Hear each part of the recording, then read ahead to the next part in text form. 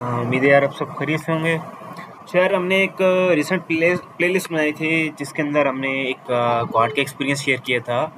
और ये है कि आपने यूट्यूब पर वीडियोस देखी होंगी जिसमें होता है कि कोई भी लड़का जो रिकमेंड होकर आता है वो एक ही वीडियो में सारी कहानी आपको बताता है, बट उसमें बहुत सी चीज़ें रह जाती हैं, हद से ज़्यादा बहुत सी चीज़ें रह जाती हैं। ठीक है, तो इसलिए हमने एक प्लेलिस्ट बना ली क्वाड के एक्सपीरियंस की। और भी बहुत एक्सपीरियंसेस हैं, बट ऐसे पता टाइम चाहिए, स्लाइड्स बनाना ये वो, इससे वजह से। ठीक है, तो हमने डे वाइज एक प्लेलिस्ट बनाई, तो उसको लाजमी देखना। और उस प्लेलिस्ट के अंदर क्योंकि उस लड़के ने ये चीज़ें बताई कि यार आपका पीजीटी, इंडिविजुअल ऑब्स्टेकल, लेक्चरेट, ये वो, तो सिर्फ ये बताया कि उसमें होता कैसे है, वहाँ पे क्वाड सेंटर में कैसे बिठाया जाता है, कैसे गाइड किया जाता है, ये चीज़ें। लेकिन ये नहीं बताया गया, क्योंकि ये बताना बहुत लंबा हो जाता है कि यार आपने उसको पास आउट कैसे करना है, आपने रिकमेंड कैसे होना है हर डायमेंशन के, हर टेस्ट के अंदर। तो उसके लिए अब इस डायमेंशन में ये जीटीओ की स्पेसिफिक डायमेंशन बनाई जा रही है, जिसके अंदर ये फर्स्ट वीडियो आपको इंडोर ऑब्स्टेकल्स, यानी एक इसका जो पहला आपका इवेंट है लेक्चरेट का, उसके ऊपर ये वीडियो है। और फिर आगे एक एक करके हम पूरा जीटीओ का डायमेंशन कवर करेंगे। तो यार स्टार्ट करते हैं लेक्चरेट। तो यार बेसिकली लेक्चरेट में बहुत से लड़कों का पहला सवाल ये होता है कि यार टॉपिक्स की तैयारी कहाँ से करें। क्वेश्चन नंबर 1 तो ये। अब यार आपने सुना होगा बहुत से लोग कहते हैं कि यार आप न्यूज़पेपर पढ़ो, आप न्यूज़ देखो, आप करंट अफेयर्स देखो। तो यार इन चीज़ों को देखने का फ़ायदा क्या है? फ़ायदा ऐसे है कि यार जीटीओ जब आपका लेक्चरेट होता है, तो जो टॉपिक्स आपको गिवन होते हैं ना, वो कोई कॉम्प्लिकेटेड या सीएसएस की तरह के टॉपिक्स या ऐसे नहीं होते। वो ऐसे टॉपिक्स होते हैं जो जनरल हो। जनरल मीन्स कि करंट अफेयर्स आ गए, ठीक है। जनरल हो गया कि who is playing an important role in the growth of a child, mother या फादर, ठीक है। एक ये आ गया। एआई आ गया, ठीक है। Role of AI in today's youth आ गया, ठीक है। अभी क्या है यार, ये जनरल है। को एजुकेशन आ गया, दिस इज जनरल। क्या गवर्नमेंट के इदारे ज़्यादा बेहतर है एज़ कम्पेयर टू प्राइवेट, या प्राइवेट के ज़्यादा बेहतर है, एक ये जनरल आ गया, ठीक है। तो यार इन की प्रिपरेशन के लिए बहुत से अब क्या करते हैं लड़के, सबसे बड़ी गलती जो आपने नहीं करनी कि यार वो घर में बैठ के रट्टे लगाते हैं, ठीक है। बुक्स ले लेते हैं, ये के लेनी चाहिए, ऐसी बात नहीं है, बट यार वो उसमें भी लिखा है कि भाई इसको आप रट्टा ना लगाएं, ठीक है। आप इसको रीड करें, अपने दिमाग में नॉलेज को बढ़ाएं और तब जाएं, ठीक है। क्योंकि वहाँ पे आपने अपना पर्सपेक्टिव देना होता है। वहाँ पर ऐसे टॉपिक नहीं आता कि जस्ट पैट्रियोटिज्म, को एजुकेशन, ठीक है, ऐसा नहीं आएगा कि यार जिस पे आपने पूरा ऐसे पढ़ देना है, नहीं। कुछ ऐसा आएगा कि आपने उस टॉपिक के हिसाब से अपना माइंडसेट देना है, ठीक है। कैसे, वो भी बताता हूँ। एग्जाम्पल देते हैं कि यार एक टॉपिक है को एजुकेशन का, ठीक है। या मैं एक और एग्जाम्पल देता हूँ, को एजुकेशन की पहले देता हूँ मैं आपको, कि जैसे एक लड़का है, लड़के को मैं नाम देता हूँ ए, ठीक है। अब वो लड़का ये सोचता है कि यार को एजुकेशन अगर मैं यूनिवर्सिटी ज्वाइन करूँगा तो ये होगा कि मैं लड़कियों के साथ बात करूँगा, मैं उनके माइंडसेट को समझ पाऊँगा। मैं वैसे लड़कियों से बात कर नहीं पाता, लेकिन जब करूँगा तो मेरे में लड़कियों से बात करने का कॉन्फिडेंस आ जाएगा। कल को कहीं इंटरव्यू देना है किसी फीमेल को, तो मेरे अंदर ज़्यादा एक्सपीरियंस, कॉन्फिडेंस होगा, ठीक है। उनसे बात करने में आसानी हो जाएगी, हेल्प, ये वो, एक ये बात होगी। अब एक लड़का है बी, वो समझता है कि यार मैं सारी रंगी लड़कियों से मैंने बात की नहीं, मैं बात करने में मुझे शर्म आती है, या बात करूँगा तो अगर मेरे से कोई प्यार मोहब्बत हो गई, ठीक है, तो मैं क्या करूँगा, मेरी पढ़ाई से हट जाएगी। अब ये देखो दो अलग अलग माइंडसेट है, लेकिन दोनों अपनी जगह ठीक है, ऐसे होता है। बी वाला जो माइंडसेट है वो भी दुनिया में हो रहा है, ए वाला माइंडसेट भी दुनिया में हो रहा है। लेकिन अब आईएएस बी वाले ने किसको रिकमेंड करना है यार, आप खुद यहाँ पे फैसला करो, ठीक है। अब मैं बात करता हूँ एआई या यूथ की। अब अगर यूथ की टुडेज लाइफ में जो रोल देखा जाए एआई का, तो वो क्या है। अब आप मुझे बताओ एक बात, कि इसको अगर बेहतर अंदाज में लेके जा सकें तो हम ऐसे लेके जा सकते हैं कि एआई आपको आपकी असाइनमेंट्स करने में हेल्प करता है, ठीक है। एआई आपने कोई प्रोजेक्ट बनाना है, उसमें वो आपको टिप्स दे सकता है कि यार इसको कैसे बनाओ, ठीक है।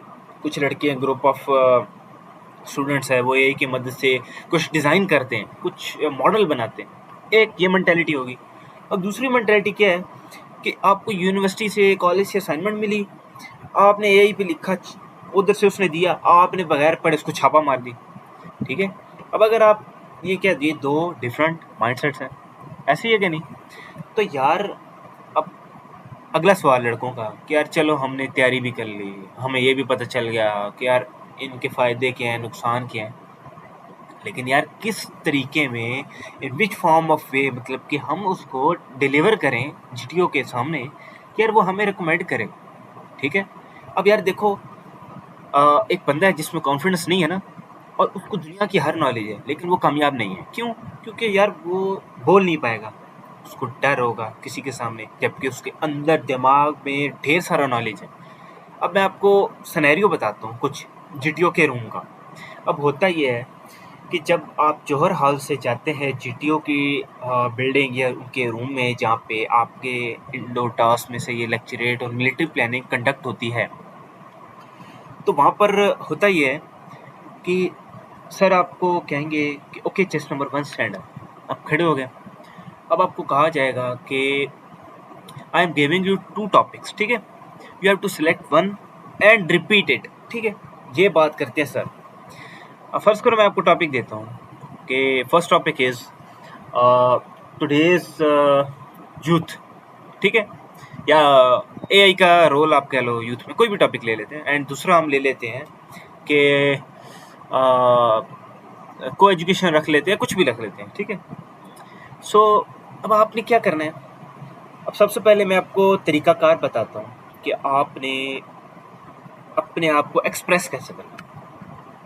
आप खड़े होंगे, स्ट्रेट छाती तान के खड़े हो जाए, ठीक है? और सर को ना, सर के आपने वहाँ पे फाइल पे देखना है जीटीओ सर के, ना ही लड़कों को देखना है, ना आगे ना पीछे, जस्ट सर की तरफ देखिए, ओके? जीटीओ को आप देखते रहें, उनकी आंखों में आंखें डाल के देखते रहें। ऑल्दो उन्होंने चश्मा पहना होता है, बट मसला नहीं है, ठीक है? कुछ नहीं भी पहनते, आपने ऐसे उनको दिखाना है कि यार मैं मतलब सर को लगे कि ये लड़का प्रॉपरली मुझे सुन भी रहा है, मुझे देख भी रहा है, and he is active towards me. यहाँ पे हो जाएगी पहली आपकी बात, ठीक है? दूसरा आपने क्या काम करना है? दूसरा काम आपने ऐसे करना है कि सर आपको कहेंगे ओके ये टॉपिक हो गया, तो which topic are you going to choose, ठीक? अब आपने देखना है कि दोनों में से आप बेहतर किस पे बोल सकते हो, ठीक? आपने बोलना है sir I will go with the first one और द सेकंड, ठीक है? सो सर कहेंगे ओके रिपीट करें, तो आप उसको प्रॉपर्ली रिपीट कर देंगे, ठीक है? कि for example today's the role of youth in today's generation, ठीक है? या आप अगर ये भी ना कहें ना कि यार I will go with first या सेकंड, आप डायरेक्टली कह सकते हैं sir I would like to speak on this topic, और दिस का नाम आप ले लेना, ठीक है?